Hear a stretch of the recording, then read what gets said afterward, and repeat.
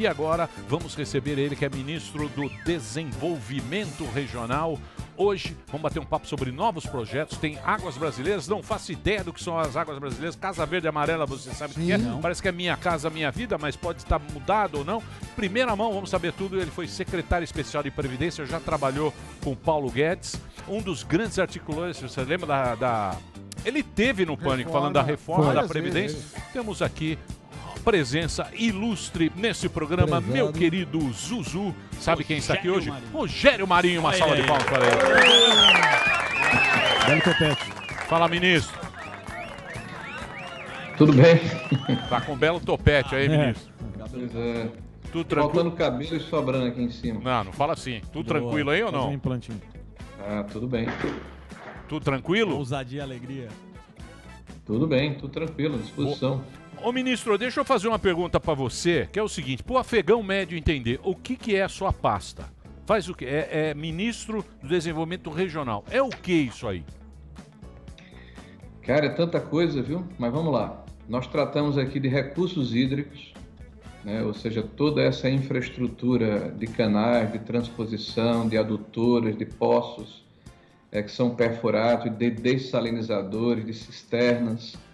Nós tratamos aqui da defesa civil, então sempre que há uma catástrofe em qualquer lugar do Brasil, nós somos acionados aqui, uma inundação, um problema relacionado a algum acidente ligado ao clima, né, ou à área biológica, né?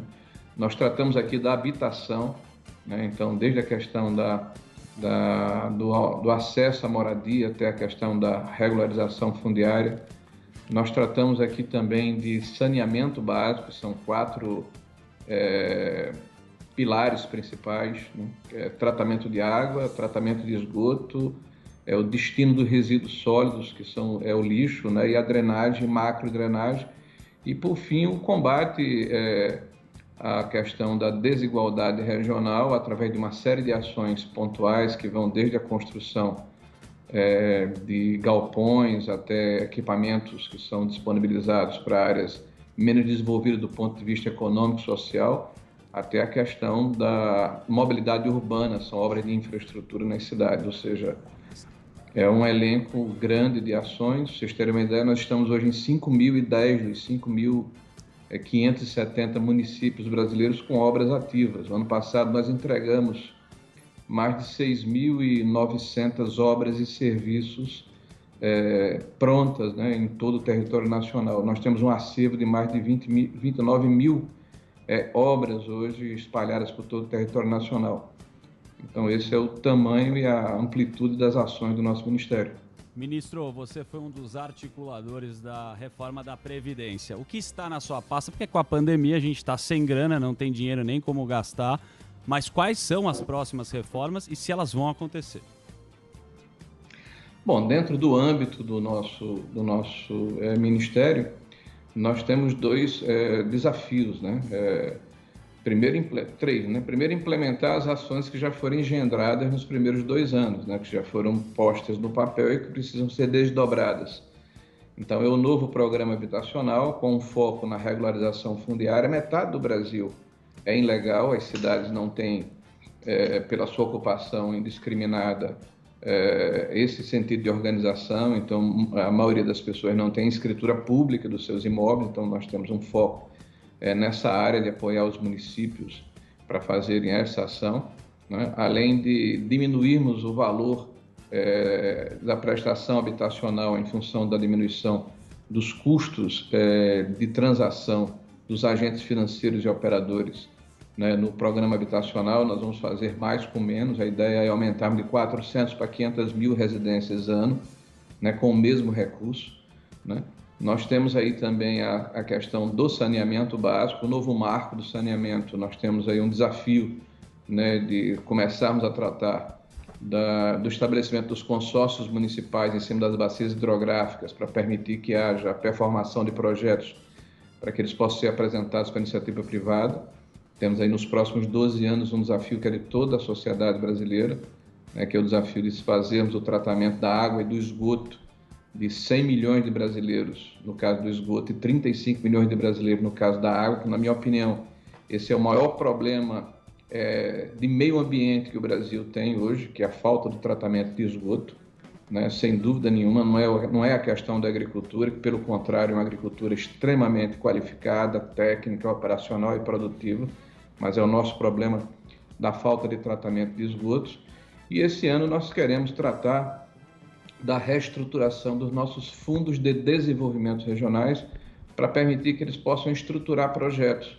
Nós temos uma carteira estimada de 1 trilhão e 200 bilhões de reais e precisamos performar essa carteira para permitir que a iniciativa privada possa nos ajudar, né, nos diferentes desafios que temos. Saneamento básico, como já falei, mas também na área de mobilidade urbana, de recursos hídricos, de iluminação pública. Então, enfim, o saneamento, ministro, o saneamento básico já foi votado, né? Parece que legal. Esse marco legal já está rolando. Do gás também, né? Me parece que o gás também. No caso do saneamento, já foi votado. Do gás, ainda falta uma etapa, me parece, ainda que é no Senado da República, né? O saneamento, ele falta ser votado um veto que foi colocado pelo presidente da República, que vai ser decisivo, inclusive na elaboração de um decreto de regulamentação da lei. Esse veto impede, por exemplo, que os contratos de programa, de fato, aqueles que não são formalizados, eles sejam levados em consideração. Ministro, prazer em revê-lo, André Marinho aqui. Eu queria te perguntar, ministro, sobre o fato de que ainda na sua época de parlamentar pelo PSDB, você teve um grande protagonismo como relator da comissão na Câmara dos Deputados que acabou aprovando o texto da reforma trabalhista. Todo mundo aqui lembra também o protagonismo que você teve na aprovação da reforma da Previdência. Mas desde então se nota, desde que você foi incluído no corpo do Ministério do presidente Bolsonaro, uma linha mais desenvolvimentista, que acredita no Estado como indutor do desenvolvimento.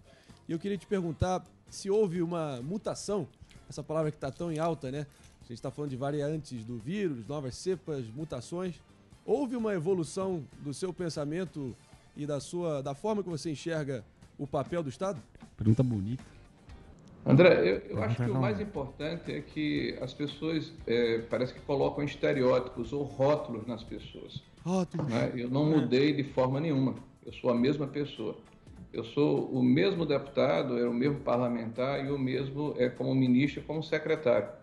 Eu fui aquele, por exemplo, que quando fui relator da reforma trabalhista, recebi do governo 4 mudanças e apresentei no meu relatório 112 mudanças diferentes de modernização de um marco de 70 anos. Inclusive que contempla o home office, ou teletrabalho, né? O trabalho intermitente, o banco de horas, ações que hoje estão demonstradas pela questão da pandemia a sua essencialidade, né? Pela necessidade que nós temos de fazermos o trabalho à distância, por exemplo, né? Então, nós normatizamos e universalizamos e modernizamos toda uma legislação, né? E a minha cabeça é a mesma. É a mesma cabeça que, como como secretário da Previdência e do Trabalho, nós, além de coordenarmos essa ação junto com o ministro Paulo Guedes, de mudança paramétrica do sistema previdenciário brasileiro, eu, como secretário do Trabalho, comecei um processo de modernização das normas regulamentadoras da saúde e segurança do trabalho, que me parece, na vida real, afetam diretamente a produtividade das empresas brasileiras. É importante relembrar isso, porque pouca gente sabe o que é NR, Norma Regulamentadora de Saúde e Segurança do Trabalho. Você, para abrir a sua rádio, ou para abrir, que é o caso da Jovem Pan, ou para abrir, para funcionar uma padaria da esquina, você precisa estar dentro do que enquadra as NR, que são 37, com 7 mil tipos de multas diferentes.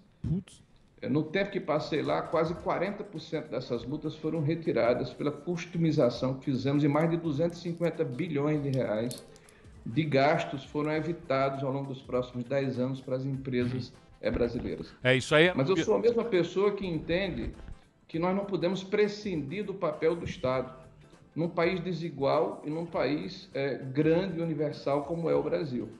Nós não podemos acreditar que o Nordeste brasileiro se comporta da mesma forma que o Sudeste brasileiro. porque a periferia das grandes cidades deve ter o mesmo tratamento que o centro das grandes cidades.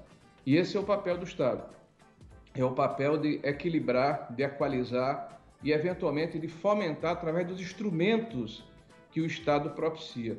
Todas as ações que nós estamos empreendendo no nosso Ministério foram convalidadas pela legislação vigente, desde o orçamento que nós estamos aplicando, que é votado e é a peça parlamentar, legislativa mais importante do país, é o seu orçamento. Então, tudo que nós executamos foi dentro do orçamento, que foi aprovado pelo Parlamento brasileiro, né, e convalidado pelo Executivo brasileiro.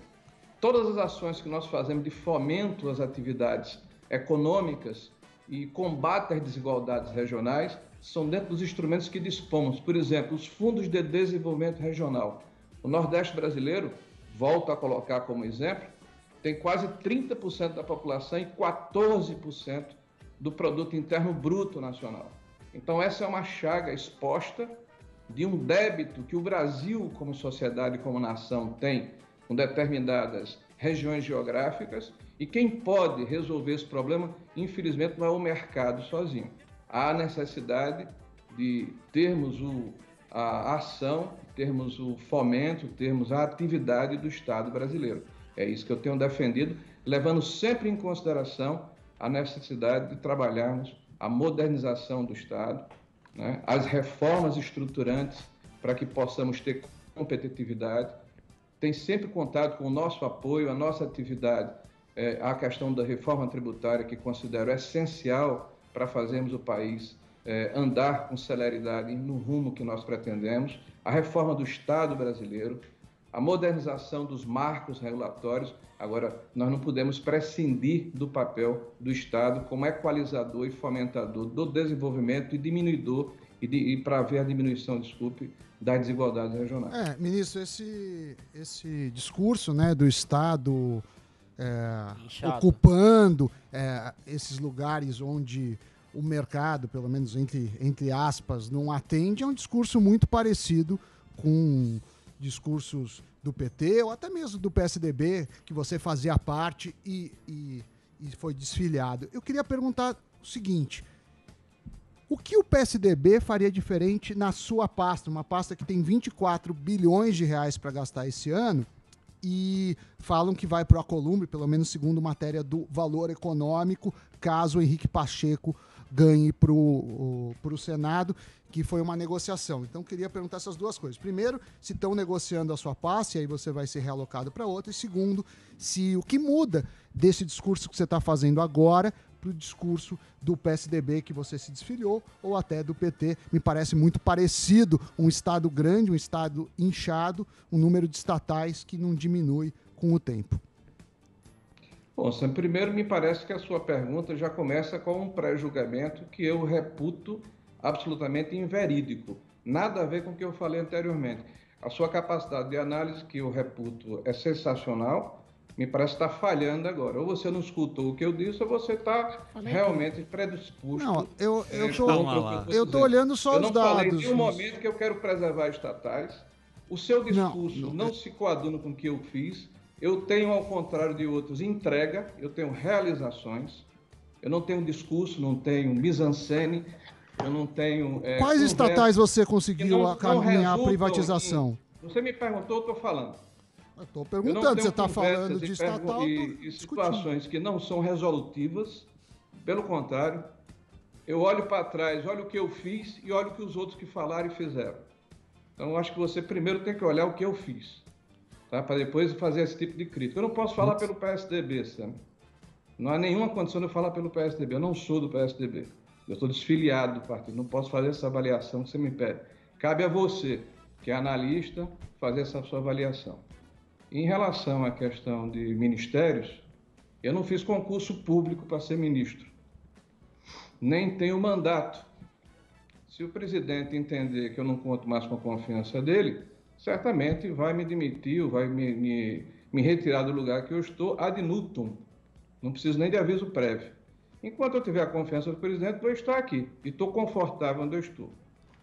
Eu complementando, eu reconheço que você teve um papel fundamental e importante na reforma da Previdência, mas eu reconheço também que existe uma pasta gastadora, desenvolvimentista, e eu estou preocupado com o teto de gastos. A gente está com 98% da dívida, mais ou menos, né, dívida PIB. Isso é um descompasso com países em desenvolvimento. A gente ainda tem muitos subsídios, que na verdade são incentivos a empresas, né? Eu até sou a favor do auxílio emergencial, mas ter que tirar esses subsídios. E a conta simplesmente não fecha. E eu não vejo, nesse momento, o governo privatizando, eu não vejo reduzindo gastos, pelo contrário. E ainda que tenha uma pauta liberal na essência, pelo menos durante a campanha, eu não tenho visto. Eu queria que você comentasse sobre, talvez, e não tem problema nenhum se eu estiver errado, queria saber o que você conseguiu diminuir gastos, né, e principalmente de privatizações. A gente teve aí a Eletrobras, foi um balde de água fria, na segunda-feira foi afastado o Ferreira Júnior, e aí caiu 11% as ações lá nos Estados Unidos, ontem 9%, e a agenda cada vez mais distante de uma agenda para deixar o Estado menor. Pelo contrário, eu vejo o Estado cada vez maior e espero estar errado. Bom, primeiro eu quero começar dizendo que você está errado. Que bom. Esse governo ele não só tem a convicção, como vai se empenhar em fazer as reformas estruturais que o país precisa. Se você, como analista privilegiado do cenário político e econômico, né, se debruçar sobre a conjuntura nacional, você vai verificar que nos últimos 4 meses toda a nossa agenda ela foi empatada pela questão política da sucessão das 2 casas legislativas, em especial da Câmara Federal. A partir de 1º de fevereiro, nós teremos outros representantes lá, né, quem quer que sejam eles. E a nossa expectativa é que a pauta de mudanças estruturais ela vai voltar a andar. Em relação à questão da Eletrobras, é importante dizer que nós temos uma democracia, tá? Isso aqui não é um país totalitário, não é um país ditatorial. Então, não é só o que eu quero, o que você quer, o que o próprio presidente quer. É o que é possível ser feito ouvindo o parlamento brasileiro, discutindo com a sociedade e com outros atores. Então, eu não tenho dúvida que vão andar sim as privatizações. O tempo vai mostrar isso. E a janela de oportunidade é agora.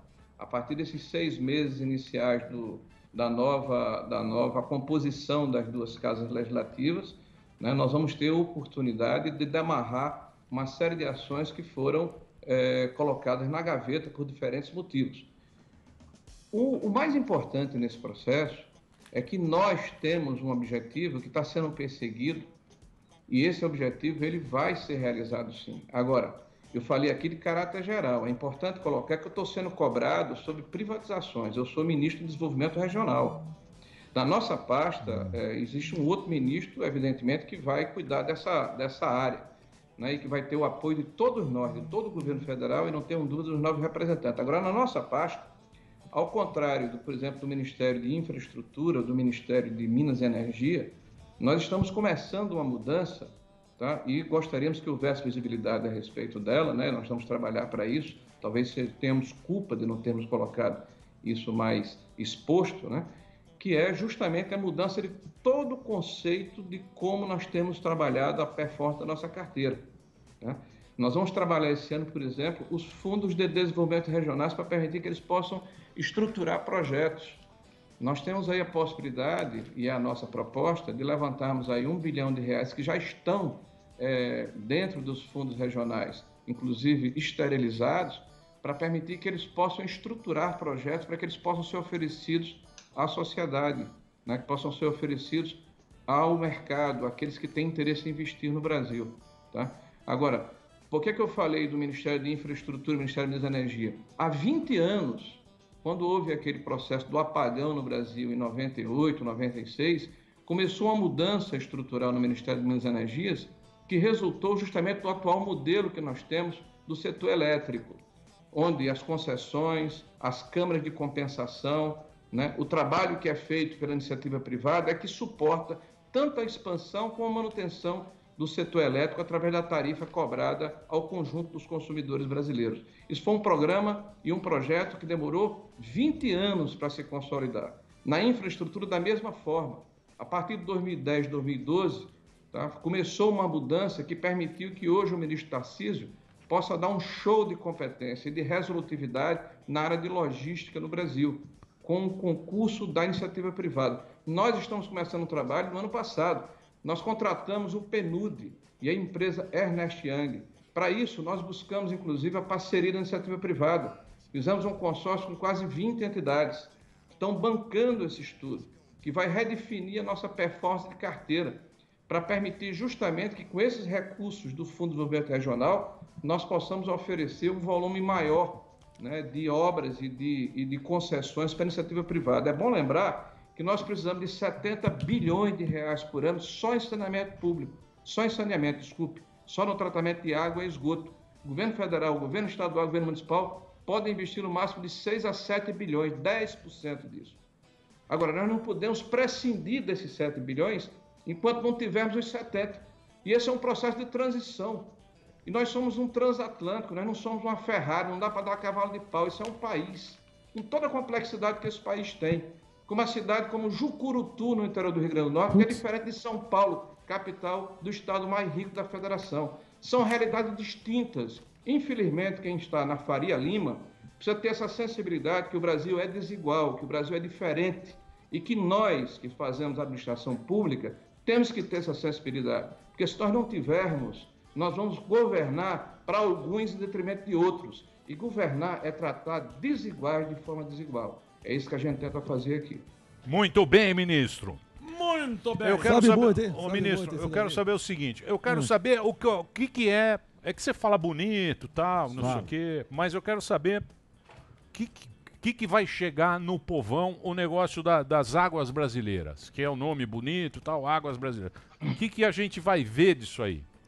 Porque tem muita coisa que eu vejo acontecer, por exemplo, que você falou um negócio curioso, você estava falando a respeito do saneamento básico e tal.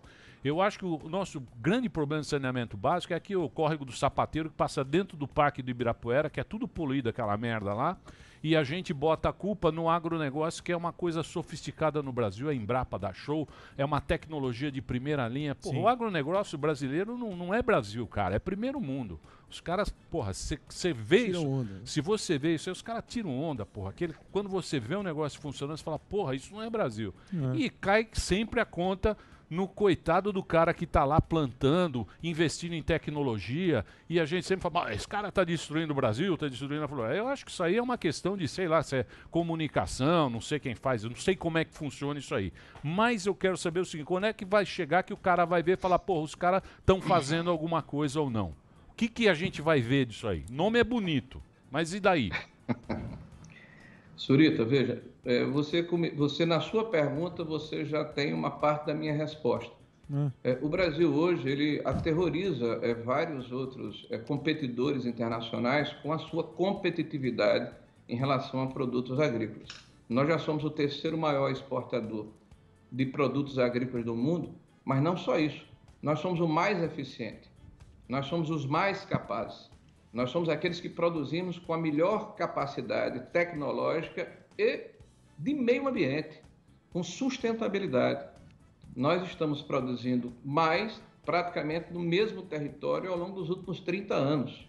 Tá? Isso graças às inovações tecnológicas, graças à sustentabilidade, graças a uma legislação que é a mais rígida do mundo, porque o nosso Código Florestal não tem paralelo em lugar nenhum do mundo. Você preservar 20% das propriedades com a mata originária, em alguns casos na região do centro-oeste, 50%, na região amazônica, 80%, ter 66% do território nacional preservado com matas nativas, ter 14% do território, né, de reservas, as mais variadas, inclusive indígenas.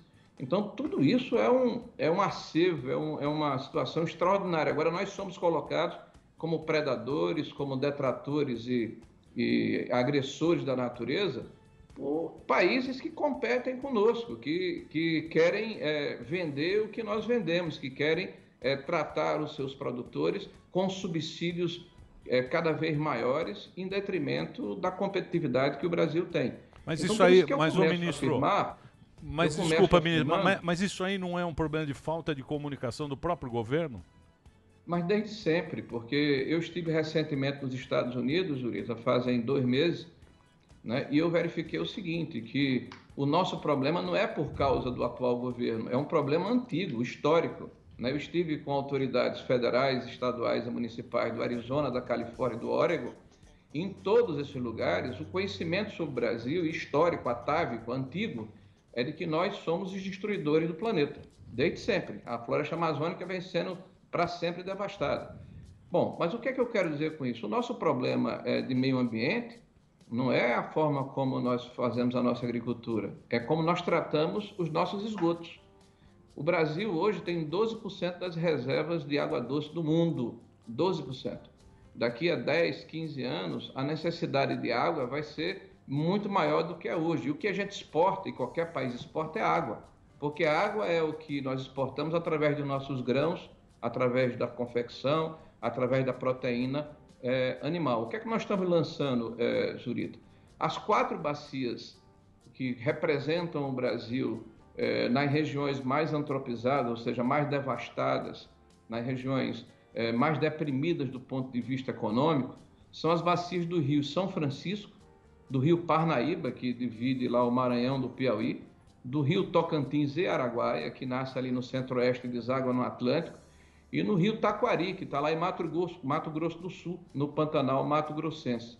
Então agora, entre o dia 22 e o dia 30 de março, nós estaremos lançando, provavelmente no Taquari, no Parnaíba, nós estamos ainda avaliando aonde o faremos isso, porque já fizemos isso no São Francisco e no Araguaia, mais uma etapa de águas brasileiras, onde nós tratamos de revitalização de bacias em conjunto com a iniciativa privada.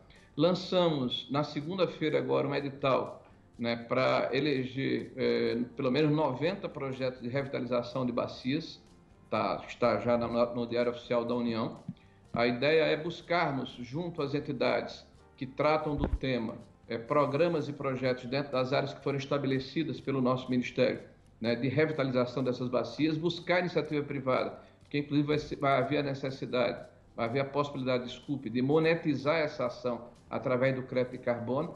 E você tratar de uma revitalização de bacia não é apenas você plantar árvores, porque nós vamos plantar 100 milhões de árvores nos próximos 3 anos, árvores nativas daquela região, mas é você também fazer, cercar as fontes e nascentes, você reavivar os aquíferos, você permitir que eles possam ser retonificados, você desassorear os rios, você preservar as ribanceiras e você, principalmente, tratar da inclusão das comunidades ribeirinhas que moram no perímetro desses rios. Ao mesmo tempo que fazer o estímulo ao tratamento, através desses consórcios, do resíduo sólido e do esgoto. Só no Rio São Francisco, 600 cidades estão no perímetro do rio e mais de 90% delas não tratam o seu esgoto de forma adequada. Então, esse é um grande trabalho que está sendo feito por um conjunto de ministérios, é o nosso Ministério do Desenvolvimento Regional, o Ministério do Meio Ambiente, o Ministério da Agricultura, a Controladoria Geral da União, o Ministério da Ciência e Tecnologia. Então, isso é um grande conglomerado, uma grande união de ministérios distintos, né, cada um dentro da sua área, onde nós vamos fazer esse trabalho. Começou em dezembro, e no mês de março, no Dia Mundial da Água, na Semana Mundial da Água, nós vamos dar uma retonificada no processo.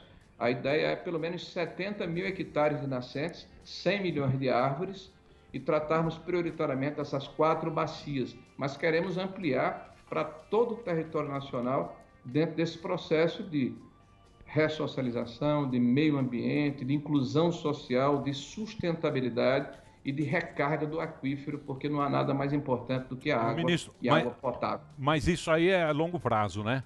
É longo prazo. E a curtíssimo prazo, Zurico. Curto prazo? Nós já temos aí 2 projetos implantados.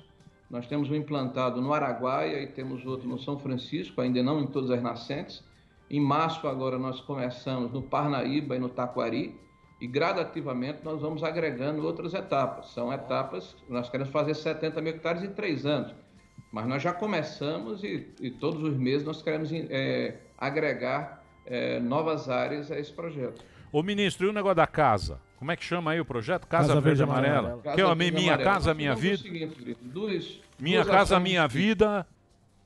Mudaram o nome. Minha versão aí, turbinadinho. pô. Minha versão. 2.0. É, minha roupagem aí, pô. Qual é a diferença do Minha Casa Minha Vida?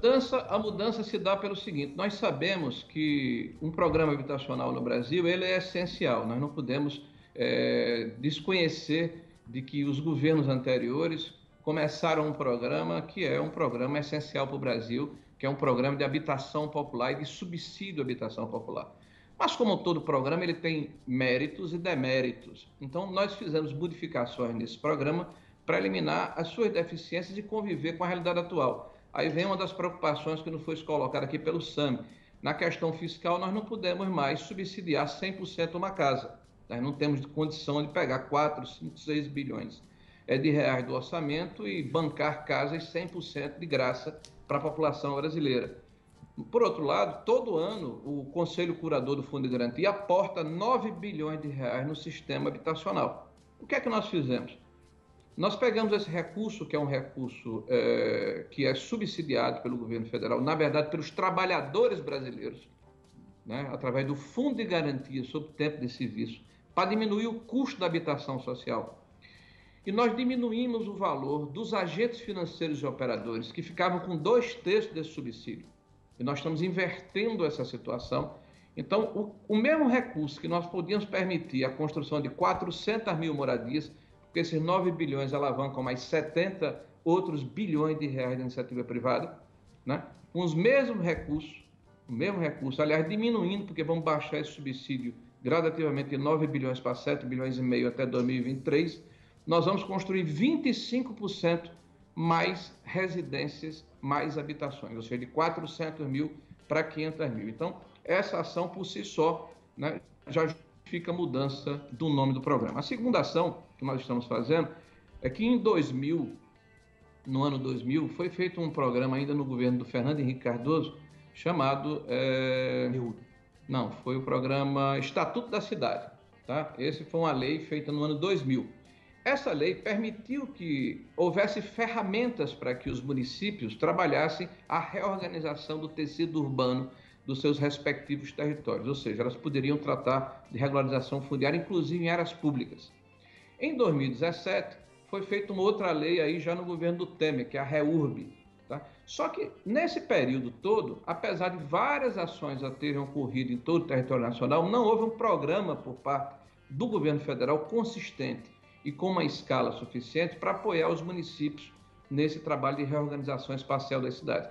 Então, nós estamos, pela primeira vez, dando um suporte aos municípios para que eles façam um trabalho de regularização fundiária. Nós queremos propiciar 1 milhão de títulos de propriedade nos próximos 2 anos e em torno de 2 milhões nos próximos 3 anos, sendo que 20% dessas ações vão permitir uma intervenção da construção de uma pequena melhoria habitacional, um banheiro, um teto, um quarto, enfim. Então, são 2 ações diferentes que nos dão uma demonstração da mudança desse programa. Outra coisa é o seguinte, nós retomamos no ano passado 40 mil unidades habitacionais que estavam paralisadas e entregamos 410 mil unidades habitacionais em todo o Brasil. E pretendemos esse ano retomar mais 60 mil unidades habitacionais, porque não há maior desperdício de dinheiro público, tá, do que você deixar uma obra pública parada.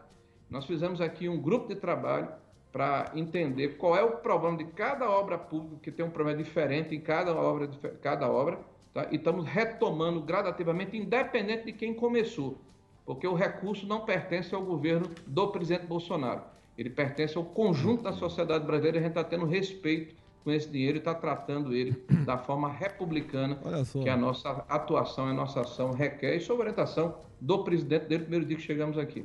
Ô, ministro, quero agradecer sua participação aqui no Pânico. Obrigado pelo papo. Posso fazer a última, não? Não é. Eu queria fazer uma pergunta. Eu não tenho tempo. Eu vou fazer o break rapidinho. Tá, ministro, muito obrigado pelo papo. Ministro, para você conversar com ele no Twitter, é @Rogério Marinho. Isso. Entra lá. É Rogério S. Marinho. Rogério S. Marinho, para você brigar bastante pelo... Falar da cabeleira dele. Pelo Twitter. Obrigado, viu, ministro? Obrigado pelo papo. Tá? Fazer um replante aqui. É isso, não, tá bonito. Dá a peruca do Valderrama. O Paulo Guedes